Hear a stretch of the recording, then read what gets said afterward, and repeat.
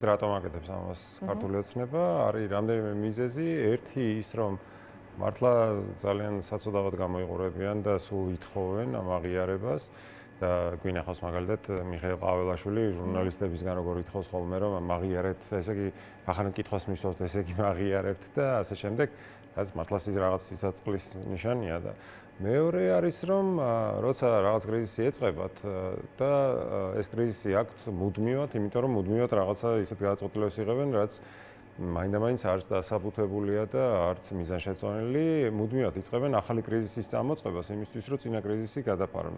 ეხლა კრიზისი, რაც მათ აქვთ, არის განათლების სისტემაში, ანუ მიიღეს ისეთი გადაწყვეტილება, რომელსაც რეალურად არც არავინ არ ეთანხმება რაღაცა ტროლების გარდა და რა ვიცი, 1-2 პარტიული ის ყავთ, ან მხარდამჭერი ახლა მაგალითად ცოტა ხნის წინ როცა დებატები იყო ამასთან დაკავშირებით, ხედავდით რომ ჩართეს ძიმე არტილერია, ასე თეატრულუკიანი და ნინო წილოსანი და სამდვილეში თუ ნახავთ ახლა რამდენად ხარს უჭერენ მათივე ამორჩელები, ნახავთ იმას, რომ რეალურად ამ პოლიტიკის მხარდამჭერი არ ყავთ და ახლა ახალი კრიზისის საჭიროება უჩნდებათ და ახლა რეპრესიული მანქანა უკვე იმდენ სხვადასხვა ელემენტს მოიცავს, რომ პრინციპში ახლის დამატება არ ჭირდებათ. უბრალოდ ჭირდებათ მუდმივად დემონსტრირება იმისი, რომ ძალა აქვს და შეუძლიათ რაღაც გააფუჭონ, რომ ჩვენი ყურადღება იყოს ხან ერთი გასაფუჭებელი საქმიდან, გადავიდეთ მეორე გასაფუჭებელ საქმეზე და მერე მესამეზე და მუდმივად ვიყოს თავდაცვის რეჟიმში. ეს არის პოლიტტექნოლოგია, რომელიც სხვადასხვა ავტორიტარულ რეჟიმებს აქვს გამოყენებული იმისთვის, რომ შენ კონცენტრირება ვეღარ მოახდინო ვერც ერთ პრობლემაზე, რომელსაც გიქმნიან, იმიტომ რომ ამ პრობლემების რაოდენობა მუდმივად იზრდება. კი ბატონო სიმონ, აი დებატები ახსენეთ და კითხავთ, თქვენ კმაყოფილი ხართ ესე დებატებით? მე ძალიან ბევრი მხარდაჭერა მივიღე ამის მერე უცნობი ადამიანებისგან, რაც არის მნიშვნელოვანი, მე მგონი, იმიტომ რომ ბევრმა ადამიანმა გაიცნო სინამდვილეში რას წარმოადგენს ალტერნატივა ქართული ოცნების, ანუ ქართული ოცნება რა არის, ისეაც იცის საქართველოს მოსახლეობის უმეტესობამ, მაგრამ არ იციან არსებობს თუ არა უკეთესი ძალები და არსებობს თუ არა შესაძლებლობა რომ გადაიბაროს ვიღაცამ ეს სახელმწიფო და მე მგონია რომ ესეთი ნაბიჯების გადადგმა არის მნიშვნელოვანი იმისთვის რომ ვაჩვენოთ რომ ქართულ ოცნებაზე უარესი კი არ არის ალტერნატივა, არამედ ბევრად უკეთესი, ბევრად უფრო კომპეტენტური და ბევრად უფრო ცოდნე ხალხი არსებობს და მე მგონია ამ მიზნის მიღწევაში ეს დებატები დაგეხმარება. კი ბატონო. აი გადავიდეთ სწორედ რასაც იყო ეს დებატები განათლების რეფორმას გულისხმობ. აი დღეს პირდაპირ თქვა ირაკლი ყობახიძემ ესეთი რაღაც რომ უნივერსიტეტები არ უნდა შედიოდნენ პოლიტიკურ პროცესებში, მათი სურვილი უნდა იყოს საგნობრივი მსჯელობა ყველა თემაზე, რაც მე პირადად შევთავაზე ილიას უნივერსიტეტის რექტორს და 2 დღეში საპროტესტო აქცია გამართესო ფაქტობრივად გვითხრეს ილიას უნივერსიტეტს, რასაც ირჩიან და ამის შემდეგ უშუალოდ კონკრეტულად თქვენს გახსენათ, თქვა რომ ეს პიროვნება უშუალოდ აქეზებდაო ახალგაზრდებს დანაშაულის ჩადენისკენ. ისინი მოკალათებულები არიან თბილ ოთახებში და საერთოდ არ აწუხებთ ის, რომ მათ გამო მათ მიერ მოტყუებული ახალგაზრდები დღეს სხედან ციხეშიო ბრძანა თქვენზე. როგორც ტაბულა მიხუმრა სისხლის სამართლის კოდექსით გათვალისწინებულმა პრემიერმა ირაკლი ყობახიძემ, ხო, ესეთი ჩანაწერი გააჩინეს სწორედ კანონში, რომ კანონი გვავალდებულებს უკვე ესე მოიხსენიოთ. ირაკლი ყობახიძემ. ეს მე ანუ თავისთავად სასილო არის, როდესაც იმის ფონზე, რომ იგივე გაცემებში, სადაც ამას ამბობენ, რომ უნივერსიტეტი უნდა იყოს შორს პოლიტიკისგან, გვაჩვენებენ მაგალითად სხვა უნივერსიტეტის რექტორს და იმას აქვია სტუდენტებს, რომლებიც აქებენ რატომღაც ამ პოლიტიკურ გუნდს, ხო? ანუ მხოლოდ კრიტიკა არის აკრძალული, თორე შექება არ არის აკრძალული. მხოლოდ კრიტიკაში იგულისხმება პოლიტიკურად ანგაჟირებულობა და არა შექებაში. ანუ როდესაც ერთ-ერთი უნივერსიტეტის სტუდენტებს გვაჩვენებენ და მადლობა პარტიას და მადლობა სრულიად სახელმწიფოს, ესეთი ფრაზა არის, მაშინ ეს არ არის პოლიტიკაში მონაწილეობა, მაგრამ თუ სხვა უნივერსიტეტის სტუდენტი იტყვის, ან იგივე უნივერსიტეტის სხვა სტუდენტი იტყვის, რომ ჩვენ არ მოგწონს ქართული ოცნება, ეს უკვე ნიშნავს, რომ განათლებაში რაღაცა ვერ არის საქმე და ასეთი სტანდარტები როცა აქვს, ორმაგი სტანდარტი როცა აქვს ადამიანს, საერთოდ არ უნდა უსმინოს, მე მგონი არავინ სერიოზულად, იმიტომ რომ მათი მიზანი არის ძალაუფლების შენარჩუნება და ჩვენი, ვინც განათლებისთვის ვიბრძვით, რომ დავიცვათ განათლება, ჩვენი მიზანი არის, რომ ახალგაზრდებს ჰქონდეთ უკეთესი განათლების შესაძლებლობა. კი ბატონო, აი ილიას უნივერსიტეტთან დაკავშირებით ფაქტობრივად პირდაპირ თავად გითხრეს მიზეზი, რასაც ირჩიან, მაგრამ რა პრეტენზიები შეიძლება არსებობდეს სოხუმის სახელმწიფო უნივერსიტეტთან მიმართებით, როგორ ფიქრობთ თქვენ, იმიტომ რომ ილიას შემდეგ ეს უნივერსიტეტია, რომელიც ყველაზე მეტად ზარალდება და ფაქტობრივად არც გაქრობის და გაუქმების ეტაპზე გადავა აი ამ ცვლილებების შემდეგ, ხო? ამ რეფორმით ზარალდება ყველა უნივერსიტეტი, ანუ არ არსებობს საქართველოში უნივერსიტეტი, რომელიც არ დაზარალებულა თუ არ ჩავთვლით ბიზინა ივანიშვილის დაარსებულ უნივერსიტეტს. მხოლოდ ამ უნივერსიტეტს არ ემუქრება არაფერი, ერთადერთი რაღაც ფსევდომეცნიერებების ახალი პროგრამები იწყება.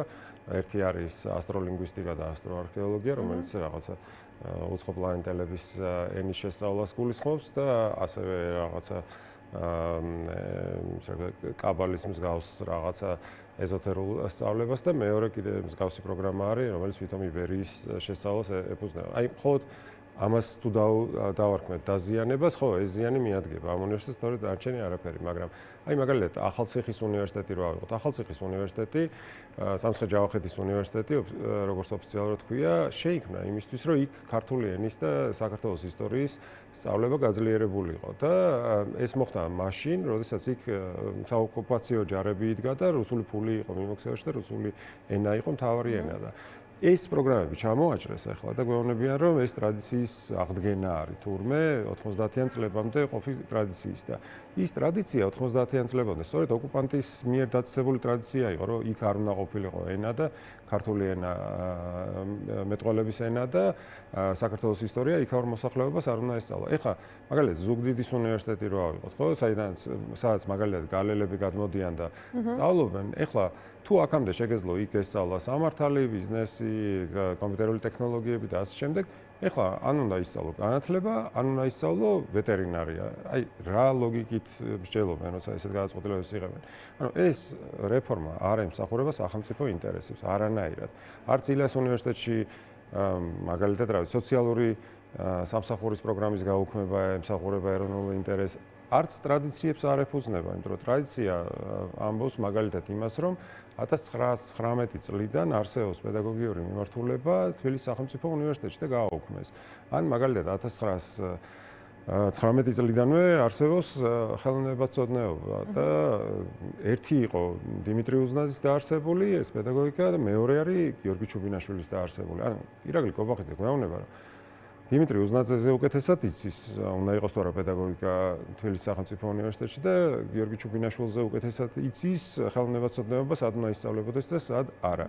და ასეთ პირობებში, აი საერთოდ მე ვერ წარმოვიდგენია, რომელიმე ადამიანმა ეს რეფორმა მიიღოს როგორც რაღაც სიკეთის მომტანად. კი ბატონო.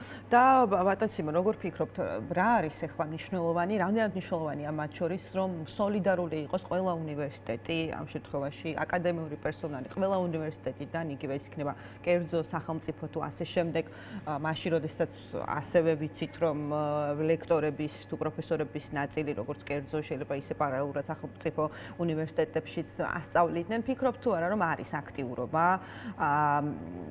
გამოსავლის წყარო, ესე ვთქვათ, იმიტომ რომ აი ორი უნივერსიტეტის გაერთიანების ინიციატივამ გვაჩვენა, რომ პროტესტს ყოველთვის მოაქვს შედეგი და ვნახეთ ჩვენ უკან დახეული კობახიძე.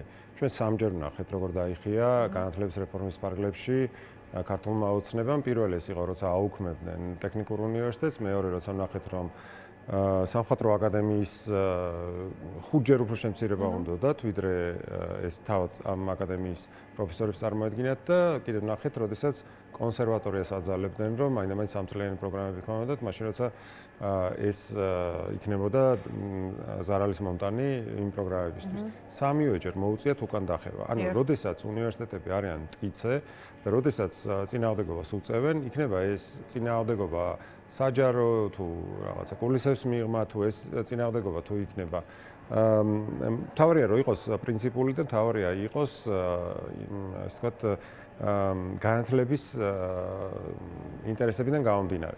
როდესაც უნივერსიტეტები დგებიან მტკიცედ თავიანთ პოზიციებზე, როდესაც არ ასრულებენ ესეთ უაზრო დავალებებს და როდესაც არ ემორჩილებიან პოლიტიკურ კლასს არაფერი არ შეუძლია რომ გააკეთოს სინამდვილეში ამ პროფესორის და ადმინისტრაციის წინააღმდეგ. მithumetes სტუდენტების წინააღმდეგ, რომელსაც საერთოდ არანაირი ვალდებულებები არ აქვთ პოლიტიკური კლასის წინააღმდეგ. ამიტომ მე მგონია რომ თავარი არის ახლა რომ უნივერსიტეტებმა, მათ შორის ადმინისტრაციამ, პროფესორებმა და სტუდენტებმა თქვან რომ ისინი არაპირებენ აასრულონ ის ბრძანებები, რომელსაც ქართული ოცნება მათ უგზავნის როგორც რაღაცა პოლიციური სახელმწიფოს დაუმორჩილებლობა უნდა გამოავლინონ, ანუ არ უნდა შეასრულონ მათი დავალება. მაგალითად, მათი დავალება გულისხმობს იმას, რომ უნდა გააფუჭონ პროგრამები. მაგალითად, 4 წლიდან უნდა ჩამოიყვანოს 3 წლამდე, ან არ მიიღონ სტუდენტები და ასე შემდეგ. მე რომ აკრედიტებული პროგრამა მქონდეს, მაგალითად მე რომ უნივერსიტეტს მართავდი, მე მივიღებდი მაინც სტუდენტებს და და თავარი ბატონ სიმო, თქვენ როგორ ფიქრობთ, აი თქვენ დაკვირვებით, რასაც უყურებთ, რასაც ხედავთ აქტიურობას, ჩვენ ძირითადად ხედავთ სტუდენტების, ანუ მოქმედი სტუდენტების და მოქმედი პროფესორ-მასწავლებლების აქტიურობას. რამდენად აქვთ გაანალიზებული, არ ვიცი, აბიტურიენტებს და მათ მშობლებს რეალურად ეს ცვლილებები რა შედეგებამდე მიიყვანს და ზრდის თუ არა მათ შორის იმ რისკს, რაც ალბათ მშობლისთვის ყველაზე ისეთი მნიშვნელოვანი ამბავია, რომ ვინაიდან მცირდება რაოდენობა სტუდენტების, რომელსაც მიიღებენ სახელმწიფო უნივერსიტეტები, რომ შესაძლოა მისი შვილი, რომელიც ეხლა აბიტურიენტია და ემზადება ეროვნული გამოცდებისთვის, შესაძლოა აი ამ ცვლილებების მერე საერთოდ გარეთ დარჩეს. მაშინ, როდესაც არსებული მოცემულობით მას ძალიან დიდი შანსი აქვს, რომ რომელიმე უნივერსიტეტში მოხვდეს და სტუდენტის სტატუსი მიიღოს. ქართული ოცნება სულ ატყუებს ამ ხალხს, რომ რაოდენობები, საერთო რაოდენობები არ იცვლება. საერთო რაოდენობები ისე გადაანაწილეს, რომ არ გამოჩნდეს, რომ არ იცვლება, ანუ სინამდვილეში გადაანაწილეს ისეთ მიმართულებებზე, მოთხოვნადი მიმართულებიდან ნაკლებად მოთხოვნადი მიმართულებებზე გადაანაწილეს, იმ იმედით, რომ იქ ხალხი არ მოვა სასწავლებლად, ხო? მაგალითად თუ რაღაცა სიტყვაზე ასირიოლოგიაზე სულ რამდენიმე ადამიანი აფარებდა, ეხლა 10 ადგილი მიცეს იმ იმედით, რომ 10 არ მოვა და მერე ფული არ იქნება დასახარჯი მათ განათლებაში. ან თქვათ ხო, მეორე ტყული რაც ეფუძნება არის ის, რომ ყველაფერი იგივე რჩება, ეხლა პირიქით უფასო გახდა სწავლება და სინამდვილეში პრობლემა ის არის აბიტურიენტებისთვის, რომ არჩევანი შეუმცირდათ.